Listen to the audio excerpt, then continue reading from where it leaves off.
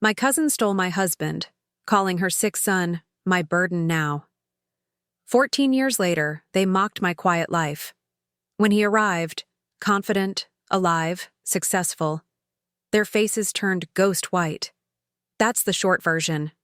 The one I'd tell a stranger at the grocery store if they asked why I looked so tired. But the truth? The truth is longer, uglier, and it starts at a funeral. Before we continue, comment where you're watching from, and subscribe to the channel. We'd love to see how far our stories are reaching. Richard's funeral, March 2011. I was 50 years old, and I'd just buried the only man I ever loved. 22 years of marriage, gone in 6 months of pancreatic cancer. We'd planned to retire early, travel to Montana, maybe buy that cabin near the lake. Instead, I picked out a casket and wrote a eulogy I could barely read through my tears. The church was packed. Richard had friends everywhere. The garage, the softball league, the veterans group. I stood by his coffin in a black dress I'd bought at Macy's 3 days earlier, shaking hands, accepting condolences I didn't want. My son Brad stood beside me, 39 years old, silent. His wife Cheryl didn't even bother to come. Too hard on the kids, Brad said. The kids were 7 and 9. Then Diane walked in. Diane Morgan, my cousin, 2 years younger than me, blonde where I was gray, loud where I was quiet. She'd always been the pretty one, the charming one, the one everyone remembered at family reunions. We grew up together in Tacoma, spent summers at our grandmother's house in Olympia. I thought we were close.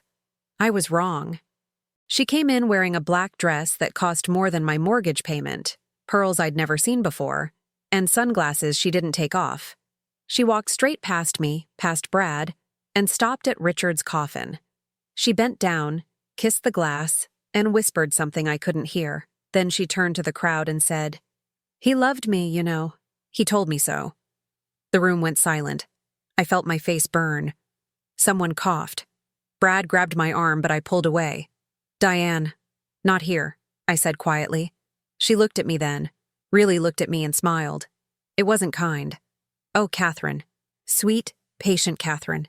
You think you were the only one? You think 22 years means something?" She laughed, a sharp sound that echoed off the church walls. "He came to me. Every time you worked a night shift, every time you were too tired to notice. He came to me. I wanted to scream. I wanted to hit her. Instead, I stood there, frozen, while 40 people watched. Brad didn't say a word. He just stared at the floor. After the service, after the burial, after everyone went home, Diane found me in the garage of our house. I was packing Richard's tools, trying to keep my hands busy so I wouldn't think too much. She walked in without knocking, holding a boy by the shoulders. Kevin, her son, 14 years old, pale, thin, with dark circles under his eyes. I'd seen him at Christmas a few times, but Diane always kept him close, never let him talk much. "This is Kevin," she said, pushing him toward me. "He's sick, leukemia, stage 3. I can't do it anymore, Katherine. I just can't." She shook her head, wiped fake tears from her eyes. "You're so good at taking care of people. You're a nurse, right? You'll know what to do." I looked at Kevin. He looked terrified. "Diane, what are you—" "He's your burden now," she said, cutting me off. Her voice was cold, flat. "I took care of Richard when he needed someone. Now you take care of Kevin." And she left. Just walked out of the garage, got in her car, and drove away. Kevin stood there, holding a backpack, staring at me with wide, frightened eyes. "I'm sorry," he whispered. I didn't know what to say. I was 50 years old, a widow, broke from medical bills, and now I had a dying teenager in my garage. Brad came in a minute later, saw Kevin, saw me, and asked, "What's going on?" "Diane left him here," I said. Brad's face hardened. "Send him back. He's 14. He's sick. He's not our problem, Mom." He walked out, didn't look back. That night, I made up the guest room for Kevin. He didn't eat dinner. He just sat on the bed, staring at the wall.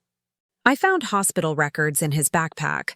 Leukemia, aggressive, prognosis poor without immediate treatment. Estimated cost, $50,000 minimum.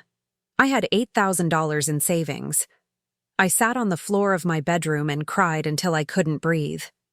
The next morning, I called the hospital, set up Kevin's first appointment, and started Googling how to pay for cancer treatment. I sold Richard's truck for $6,000. I picked up extra shifts at the clinic. I stopped buying anything that wasn't food or medicine. Brad didn't call for 2 weeks. When he finally did, it was to ask if I'd seen the papers for Richard's life insurance. "They're at the lawyer's office," I said. "Good. Cheryl and I are thinking about buying a house. We'll need the money." "Brad, Richard left that money for his family, Mom. That's us." He hung up. A week later, I found the letters. I was cleaning out Richard's closet, packing clothes for Goodwill, when I found a shoebox pushed into the back corner. Inside, 37 letters, all addressed to Diane, all in Richard's handwriting, all dated from 2005 to 2010. I read 3 of them before I had to stop. "Diane, I can't keep doing this. Katherine doesn't deserve this. But when I'm with you, I feel alive again. I know it's wrong. I know I'm hurting everyone. But I can't stop thinking about you. She works so hard. She never complains, and I'm the worst kind of man." I sat on the bedroom floor, surrounded by my dead husband's lies, and I didn't cry. I just felt empty. Brad came over that afternoon to pick up some tools. He found me still sitting there, letters scattered around me. "What's that?" he asked. "Your father's letters. To Diane." He bent down, picked one up, read it. His face didn't change. "Mom, you can't tell anyone about this." "Why not?" "Because it'll ruin his memory. People loved Dad. You want them to think he was a cheater?" "He was a cheater, Brad." "Yeah, but they don't need to know that." He gathered up the letters, all of them, and stuffed them in his jacket. "I'll take care of these." "Brad, those are—" "I'll take care of it, Mom." He walked out. I heard his truck start, heard him drive away. I never saw those letters again. Kevin came downstairs an hour later. He looked better, a little color in his cheeks.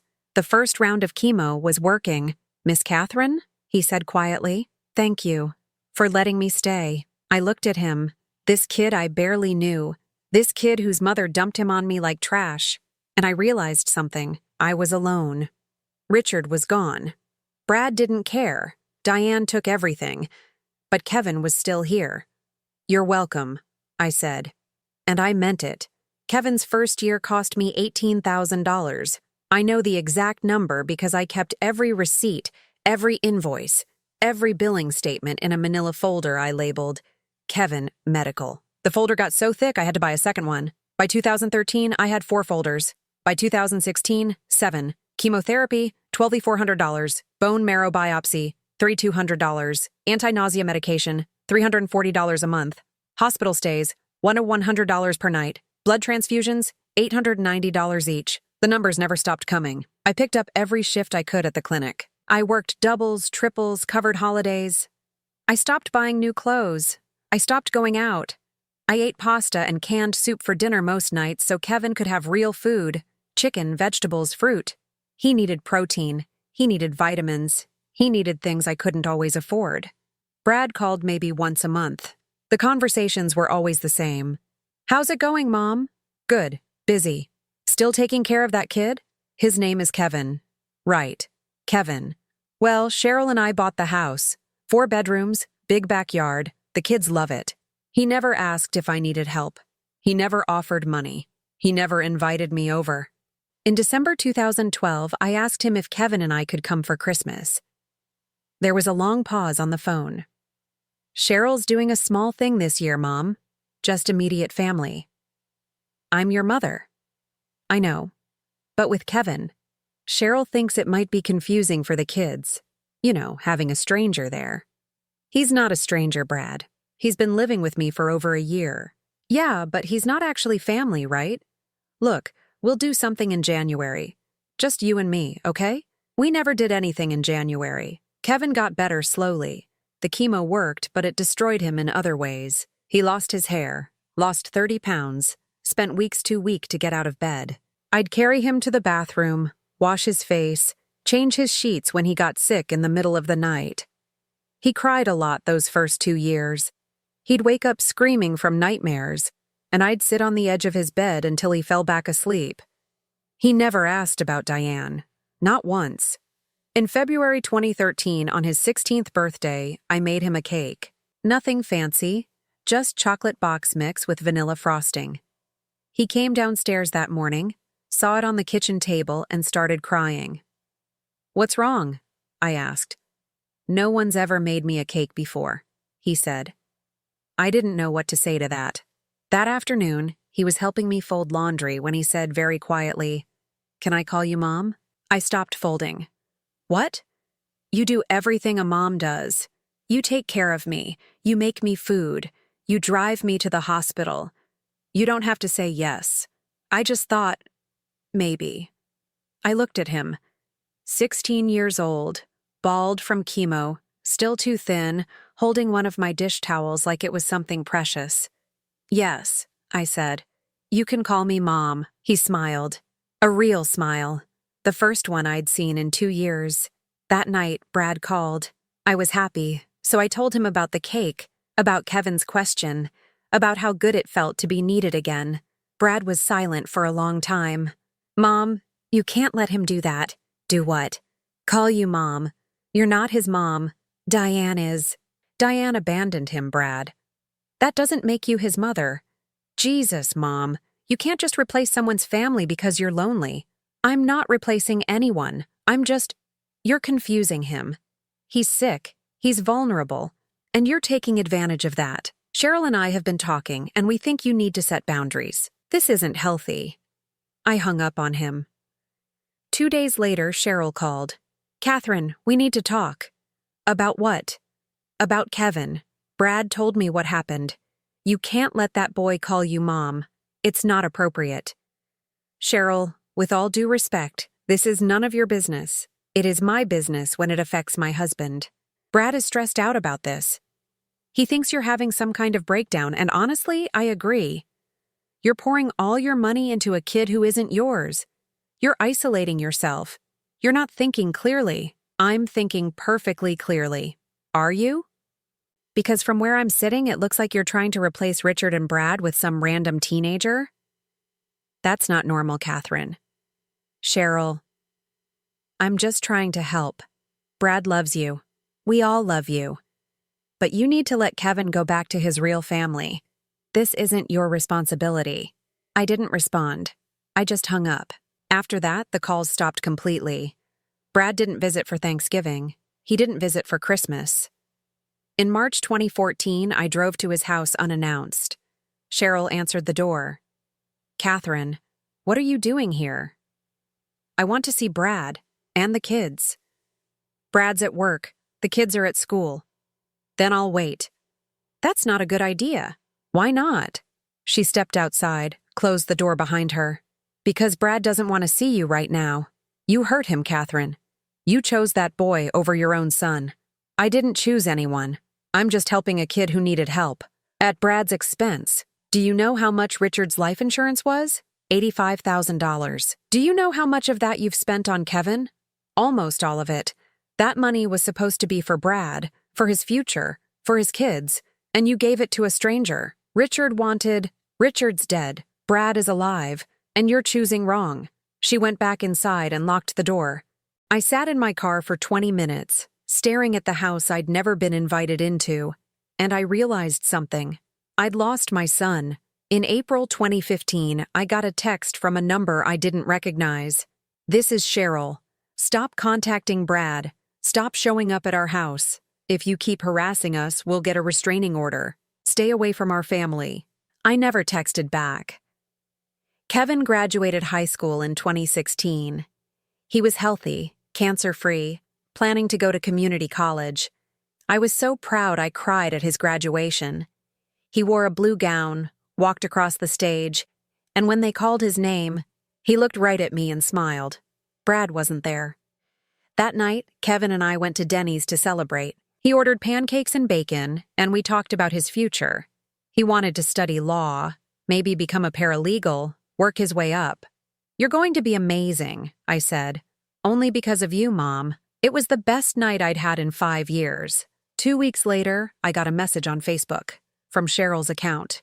"You're not his mother. Stop pretending. Stop stealing what doesn't belong to you. Brad deserves everything you have.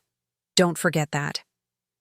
I blocked her, but the message stayed in my head. Kevin left for college in August 2018. University of Washington, Seattle. Full scholarship, pre-law program. He packed everything he owned into 2 suitcases and a backpack, hugged me tight on the front porch, and said, "I'll call you every week, Mom. I promise." He kept that promise for 6 months. The calls came every Sunday at 7 p.m. He'd tell me about his classes, his roommate, the part-time job he got at the campus library. He sounded happy. He sounded free. I was happy for him. Then, in February 2019, the calls stopped. I texted him. No response. I called. Voicemail. I emailed. Nothing. I told myself he was busy. Midterms, papers, college life. He'd call when he had time. March came. No call. April. Nothing. May. Silence. By June, I was desperate. I called the university, asked if Katherine Morgan was still enrolled.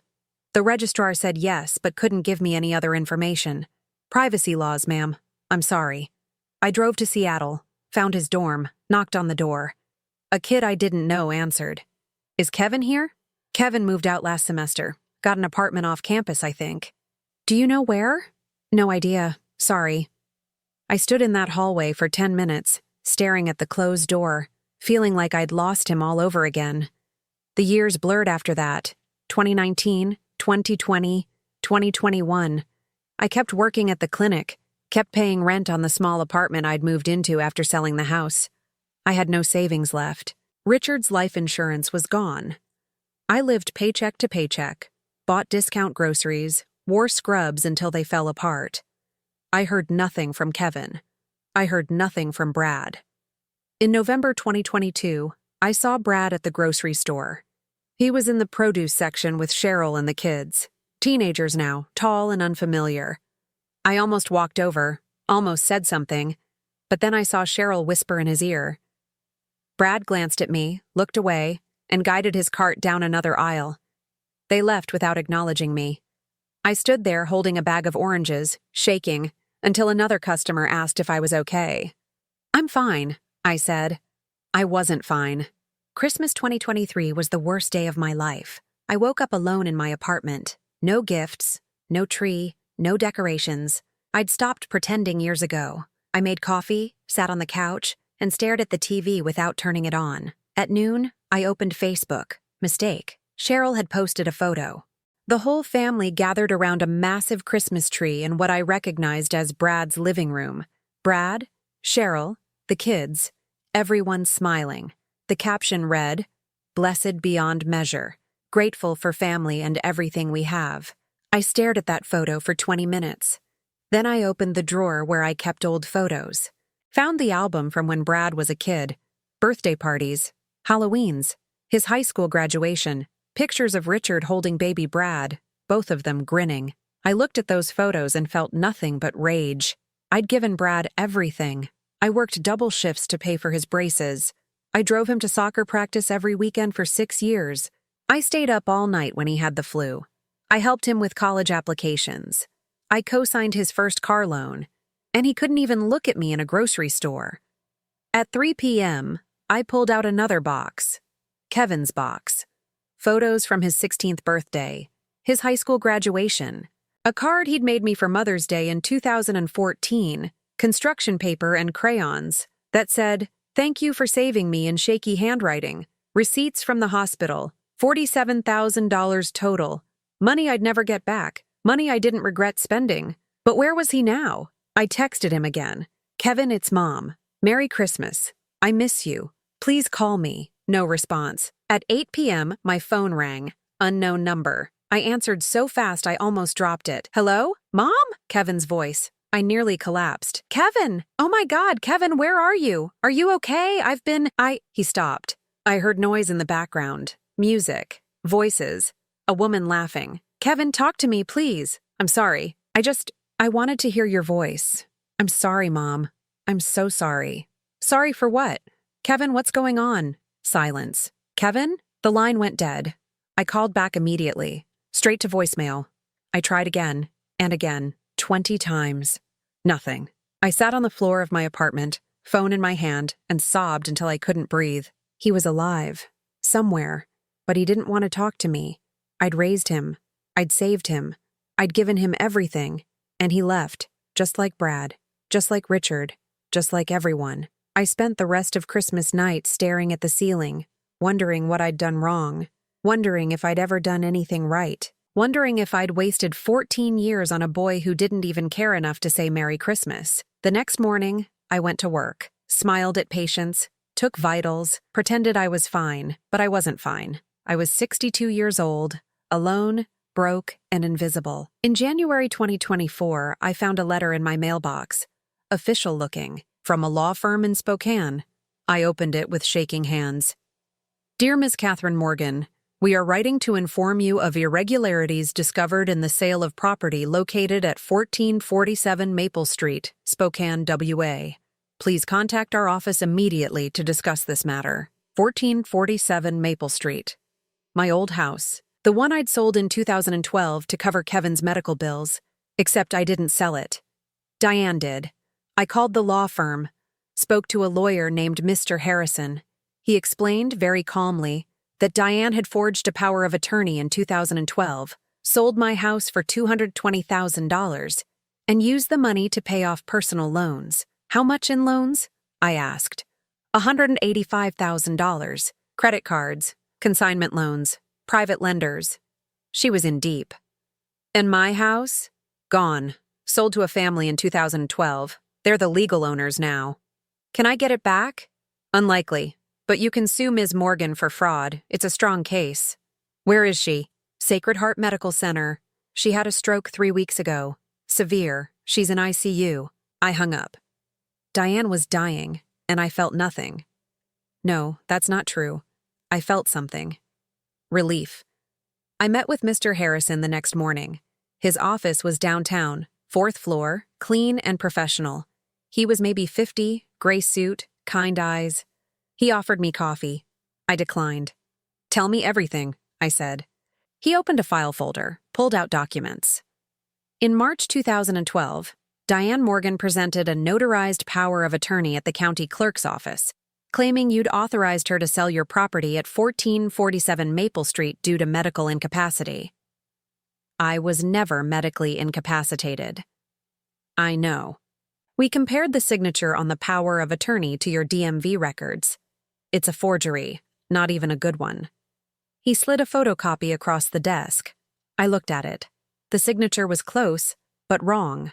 The K in Katherine was too loopy. The M in Morgan slanted left instead of right. She sold your house for $220,000. After realtor fees and closing costs, she walked away with $206,000. She used $185,000 to pay off debts. The rest, we're still tracing. What kind of debts? Credit cards, mostly. She had 12 maxed out, also consignment loans. High interest, short-term stuff. And one private lender we think might have been a loan shark. She was drowning.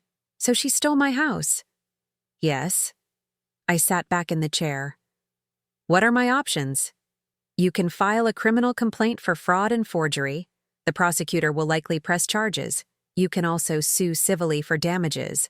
The value of the house plus interest, emotional distress, legal fees. Given the evidence, you'd win. How long would that take? Criminal case, maybe a year. Civil case, 2 to 3 years. And if she dies before then? Mr. Harrison paused. Then the civil case becomes harder. You'd sue her estate, but if there's nothing left, you'd get nothing. Is there anything left? Not that we can find. She rented an apartment, no car, no property, no savings. She's on Medicaid now. Medicaid? Why not her insurance? He flipped through papers. Says here she had private insurance through. Oh. He looked up at me. Through your late husband's policy, Richard Morgan. You're listed as the policyholder. You've been paying the premium since 2011. I stared at him. What? $340 a month. Auto-deducted from your checking account. Started April 2011. You didn't know? I didn't know. I'd been paying Diane's health insurance for 14 years. $340 a month. 12 months a year. 14 years. $57,120. I paid 57,120 dollars to keep alive the woman who stole my husband, dumped her dying son on me, and forged documents to steal my house. Mr. Harrison was still talking, but I couldn't hear him. Blood pounded in my ears. Ms. Morgan, are you all right? Cancel it, I said. I'm sorry? The insurance. Cancel it. Today. Well, technically, you'd need to contact the insurance company directly, but give me the number. He wrote it on a Post-it note. I took it and stood up. Ms. Morgan, if you cancel her insurance while she's in ICU, she'll be transferred to a public hospital. Her care will be significantly reduced. I don't care. She might not survive the transfer. I looked him in the eye. Good. I left his office, sat in my car, and called the insurance company. Spent 40 minutes on hold. Finally, got a representative. I need to cancel a policy. Certainly. Can I have the policy number? I read it off the card Mr. Harrison had photocopied. And the reason for cancellation? I can't afford it anymore. I understand. I'll process this immediately. The cancellation will be effective tonight at midnight. Is there anything else I can help you with today? No, thank you. I hung up. Then I sat in my car in the parking garage and waited to feel guilty. I didn't. That night, I got a call from Sacred Heart Medical Center. A social worker. Ms. Morgan, I'm calling about Diane Morgan. It says here you're listed as her emergency contact. I'm not. Remove me. Ma'am, she's just been moved to County General. Her insurance was canceled. Do you know anything about that? Yes. Pause. Did you cancel it? Yes. Ms. Morgan, she's in critical condition. County General doesn't have the same level of, I'm aware. May I ask why you canceled? She stole my house. She forged my signature. She took $220,000 from me, and I've been paying her insurance for 14 years without knowing it. So yes, I canceled it. Longer pause. I see. Well, I'm required to inform you that without adequate care, her prognosis is very poor. Good. I hung up. 2 days later, Brad showed up at my apartment. I was making dinner, pasta again, when someone pounded on the door. I opened it. Brad pushed past me into the apartment. What the hell did you do? He shouted. Hello, Brad. Don't hello, Brad me. Diane is dying because of you. Diane is dying because she had a stroke. You canceled her insurance. They moved her to county. Do you know what county is like? It's a fucking nightmare. She's not getting the care she needs. She shouldn't have stolen my house. Brad stared at me. What? Your father's precious Diane forged my signature and sold my house in 2012. Took $220,000. Used it to pay off credit cards and loan sharks. Did you know that? He said nothing. Did you know, Brad? No. I didn't know. Well, now you do. And I've been paying her insurance for 14 years. $340 a month. Out of my account. While I worked double shifts and lived in this shithole apartment. So forgive me if I don't feel bad about canceling it. Mom, she's dying. So was Kevin. And she dumped him on me. Where were you when I needed $47,000 for his treatment? Where were you when I was working 70-hour weeks? Where were you at Christmas, Brad? He looked at the floor. You don't get to come here now and tell me I'm the bad guy. You chose Cheryl. You chose your comfortable life. You chose to pretend I didn't exist.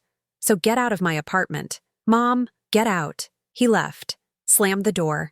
I finished making pasta, ate it alone, watched TV. At 11 p.m., my phone buzzed. Text from unknown number. You did the right thing. She deserves it. I'll be home soon. K. Kevin. I stared at that message for an hour. He was alive. He knew what I'd done, and he approved. 3 weeks later, I got another call from Mr. Harrison.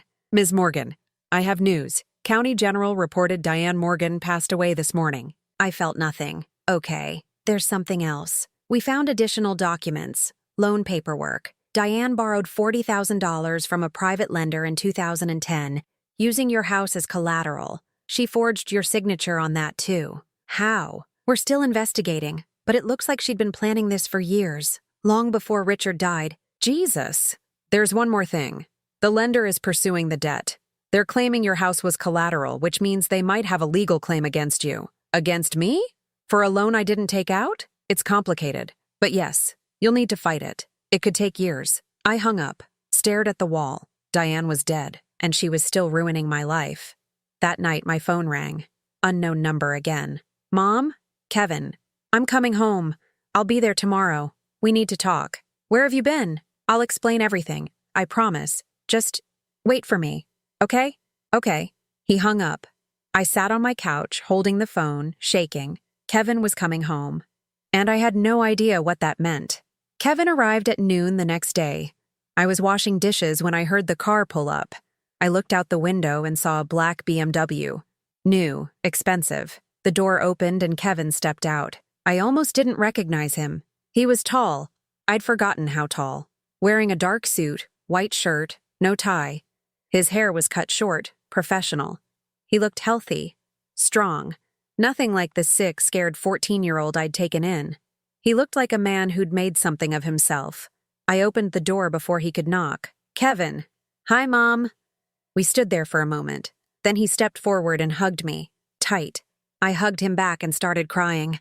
I'm so sorry, he whispered. I'm so sorry. It's okay. You're here now. We went inside. He sat on my couch, the same couch he'd slept on those first few months when he was too sick to climb stairs. He looked around the apartment, taking it in, the worn furniture, the peeling paint, the smallness of it all. You've been living here since 2012? He asked. Yes. Jesus, Mom. It's fine. It's enough. He shook his head. It's not fine. None of this is fine. He pulled a folder from his bag. I need to show you something. He opened the folder. Inside were documents, legal papers, lab reports. After I left for college, I couldn't stop thinking about everything you did for me, everything you sacrificed. So I started digging. I hired a private investigator. I wanted to know the truth about Diane, about Richard, about all of it. Kevin, let me finish, please. He pulled out a paper. This is a DNA test. I took it last year. Richard Morgan was not my biological father.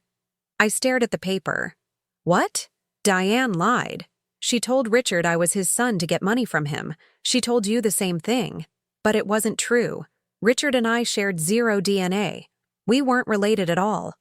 Then who's your father? I don't know. Diane never told anyone. Maybe she didn't know either. He pulled out more papers. But that's not all. Look at this. Bank statements. Dozens of them. Highlighted entries. Diane was stealing from Richard for years. Since 2005, she had access to his accounts somehow. Maybe he gave her access during the affair, I don't know. But she was transferring money. $500 here, $1,000 there. Over 9 years, she took $140,000 from him. My hands shook. He didn't notice? He was dying, Mom. He wasn't paying attention to bank statements. And even before that, she was careful. Small amounts, irregular timing. It looked like normal spending. I felt sick. After he died, Kevin continued, she forged the power of attorney and sold your house. Used the money to pay off debts she'd racked up gambling, shopping, living beyond her means. And when she got sick, you were still paying her insurance. She planned everything. Every bit of it. Why are you telling me this now? Because Diane's dead. And because you deserve to know the truth. He pulled out one more document. This is a lawsuit against Diane's estate. I'm suing on your behalf for fraud, theft, emotional distress. The lawyer thinks we can recover at least $200,000. Kevin, there's nothing to recover. She died broke. I know, but there's something else. He paused. When I left for college, I didn't disappear. I got a job. A good job. I worked for a law firm in Seattle. Put myself through school. Graduated top of my class. I make $180,000 a year now, Mom. I can help you. I can fix this. Kevin, you don't have to. Yes, I do. You saved my life. You gave me everything. And I left you here alone, struggling, while I built a career. I'm so sorry. I should have called. I should have come back sooner. I was ashamed. Ashamed that I couldn't pay you back. Ashamed that I wasn't the son you deserved. Kevin, you don't owe me anything. Yes, I do. Before I could respond, someone pounded on the door, hard. Kevin and I looked at each other. I stood up, opened the door. Brad, again. But this time, Cheryl was with him. And a man I didn't know. Suit, briefcase, lawyer written all over him. Mom, we need to talk, Brad said. Not now, Brad. Yes, now. You canceled Diane's insurance. She died because of you. Cheryl and I have been talking to a lawyer, and we think you might be liable for—" He stopped. Saw Kevin on the couch. Kevin stood up slowly. He was taller than Brad, broader. He looked at Brad with an expression I'd never seen before. Cold. Hard. "Hello, Brad," Kevin said. "Who the hell are you?" "Kevin. The kid your mom saved while you were busy pretending she didn't exist." Brad's face went red. "You have no right to be here. This is family business." "I'm more family than you've been in 14 years. Cheryl stepped forward. "You need to leave. Now." Kevin smiled. It wasn't a nice smile. "No, I don't think I will." He picked up the folder, walked over to Brad and handed it to him. "Read this." Brad opened it, started reading. His face went pale. "What is this?" He whispered. "Proof. Diane wasn't Richard's victim. Richard wasn't my father. Diane lied about everything. She stole from him. She stole from your mother. And she died in debt because she spent her entire life conning people." Brad looked at me. "Is this true?" "Yes." "You knew?" "I just found out yesterday." Brad sat down hard on the arm of my couch. The lawyer Cheryl brought looked uncomfortable. Cheryl grabbed the folder from Brad. "This doesn't change anything. Katherine still canceled the insurance. Diane still died. That's criminal negligence." Kevin laughed. "No, it's not. Diane committed fraud. Katherine had every legal right to cancel that policy. In fact, Diane should have been in jail. If anyone's liable for anything, it's Diane's estate, which will be sued into oblivion for what she did." Cheryl's face twisted. "Brad, say something." Brad wasn't looking at her. He was looking at me. "Mom, I'm so sorry." "Don't." My voice cracked. "Don't apologize now, Brad. Not after 14 years. I didn't know. I swear I didn't know about the house, about the money, about any of it. Cheryl told me you were being selfish. She said you were choosing Kevin over me. She said—" "I said what was true," Cheryl snapped. "She did choose him over you. Look at him. He's not even related to you. He's nothing." Kevin's jaw tightened. "I'm the son who stayed." That's more than Brad can say. Brad stood up. "Cheryl, stop." "No, I won't stop. This woman ruined our lives, Brad. She spent your inheritance on a stranger. Shut up, Cheryl." Everyone went silent. Brad looked at me, really looked at me. "Mom, I'm sorry. I should have been there. I should have helped you. I let Cheryl control everything, and I was weak. And I'm so sorry." Cheryl grabbed his arm. "Brad, don't do this. Think about the kids. Think about us." He pulled his arm away. "I've been thinking about us for 14 years, and I'm done." "What's that supposed to mean?" "It means I'm filing for divorce." Cheryl's face went white. "You can't be serious." "I'm serious. You've been poisoning me against my own mother since the day we met. You kept me from her. You kept the kids from her. And I let you. But I'm done now." Cheryl turned to the lawyer. "Do something." The lawyer shook his head. "This is a family matter. I'm leaving." He walked out. Cheryl looked at Brad, at me, at Kevin. Then she screamed, actually screamed, and ran out of the apartment.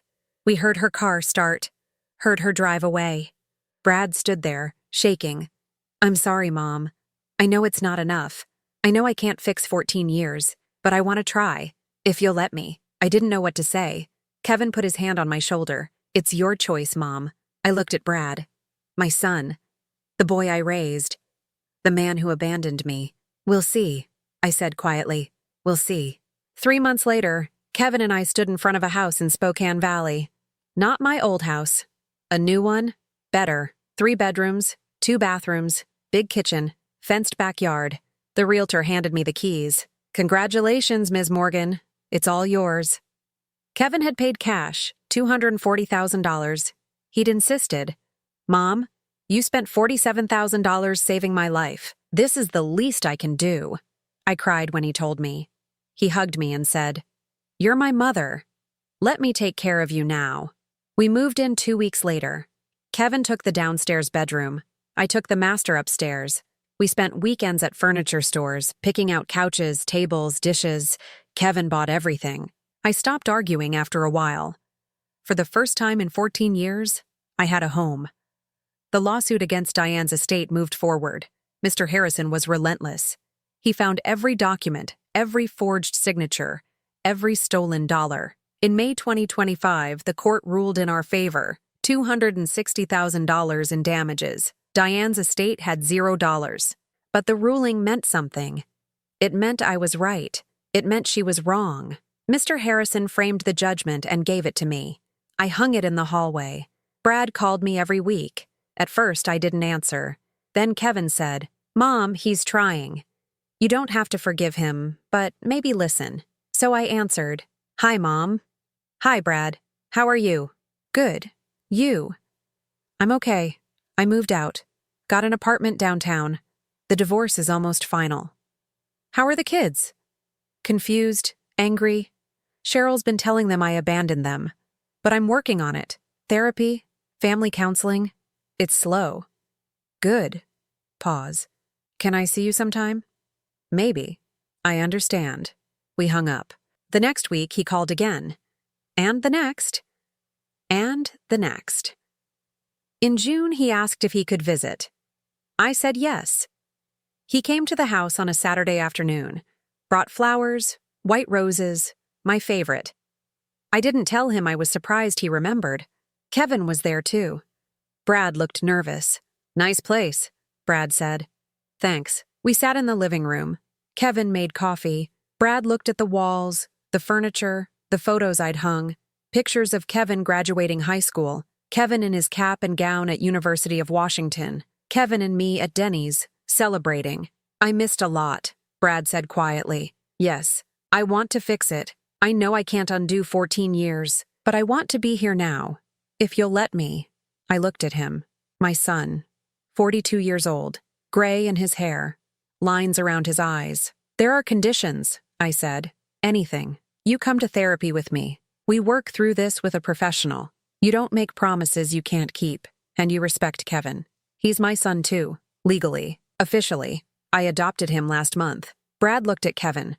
Kevin looked back, steady. "Okay," Brad said. "I can do that. And no Cheryl, ever. If she's in your life, I'm not. She won't be, I promise." We started therapy in July. Dr. Rivera, a woman in her 50s with kind eyes and a no-bullshit attitude. She didn't let Brad make excuses. She didn't let me avoid hard conversations. "Katherine, you're angry. That's valid. But Brad is here now. The question is, do you want a relationship with him, or do you want to stay angry forever?" I didn't know the answer at first. But over weeks, over months, I started to see it. Brad was trying. Really trying. He showed up to every session. He apologized. He listened. He cried. And slowly, very slowly, I started to forgive him. In August, Cheryl made one last move.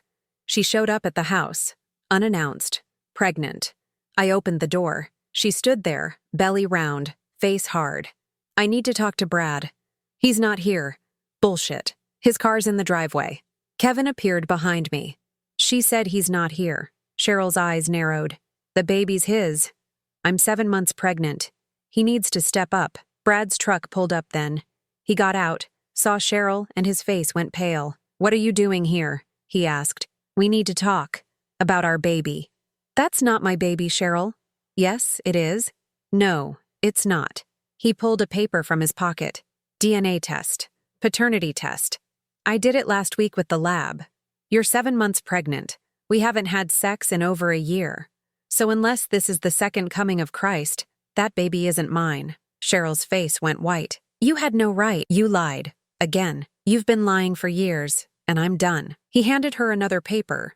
"Divorce papers. Signed by the judge yesterday. It's final. We're done." Cheryl looked at the papers, looked at Brad, looked at me. "This is your fault," she spat at me. "You ruined everything." "No," Brad said. "You did." Cheryl screamed, threw the papers at Brad, and ran to her car. She drove off, tires screeching. Brad stood there shaking. Kevin put his hand on Brad's shoulder. "You did good, man." Brad nodded. "Thanks." I looked at my sons, both of them, and I felt something I hadn't felt in years. Peace. September came. Kevin got promoted at his firm. $220,000 a year now. He bought a new car, took me to dinner to celebrate. We went to a steakhouse downtown, ordered wine, laughed about stupid things. I'm proud of you, I said. I'm proud of you too, Mom. You survived. You're still here. That's everything. Brad joined us for Thanksgiving. He brought the turkey. Kevin made mashed potatoes. I made pie. We ate together at the table in my new house, and it felt almost normal. Brad's kids, my grandkids, visited in December. Tentative at first. Suspicious. But Kevin played video games with them, made them laugh. And slowly they warmed up. Grandma, the youngest one said. Can we come back? Anytime, I said. Christmas 2025 was different. The tree was real. The presents were wrapped. The house smelled like cinnamon and pine. Brad came early, helped me cook. Kevin set the table. The grandkids ran around, loud and chaotic and perfect. We took a photo, all of us. Brad, Kevin, the kids, me. I posted it on Facebook. First post in 3 years. Cheryl saw it. I know because she sent me a message. You think you won? You didn't. You're still alone. I deleted it. Blocked her. She was wrong. I wasn't alone anymore. In January 2026, I got a letter from Sacred Heart Medical Center. Dear Ms. Morgan, we are writing to inform you that Diane Morgan's final medical bills totaling $127,000 remain unpaid. As her listed emergency contact, we are notifying you of this debt. I wrote back, I am not responsible for Diane Morgan's debts. She committed fraud, forgery, and theft against me. Please see attached court judgment. Do not contact me again. They didn't. One Saturday in February, Brad and I sat on my porch, coffee in hand, sun coming up. Mom? Yeah? Thank you for giving me another chance. You're my son, Brad. I never stopped loving you. He cried. I let him. Kevin came out a few minutes later, joined us on the porch. What are we doing today? He asked. Nothing, I said. Absolutely nothing. We sat there together, my 2 sons, the family I lost and found again. And for the first time in 14 years, I felt whole. Diane was gone. Cheryl was gone. The debts were gone. I had my house. I had my sons. I had my life back. I won. Thank you for reading Katherine's story. If you've ever been betrayed by family, if you've ever sacrificed everything for someone who didn't deserve it, if you've ever felt invisible, this story is for you. What would you have done in Katherine's place? Would you have canceled the insurance? Would you have forgiven Brad? Share your thoughts in the comments. And if you have a story like this, send it to us. Your voice matters.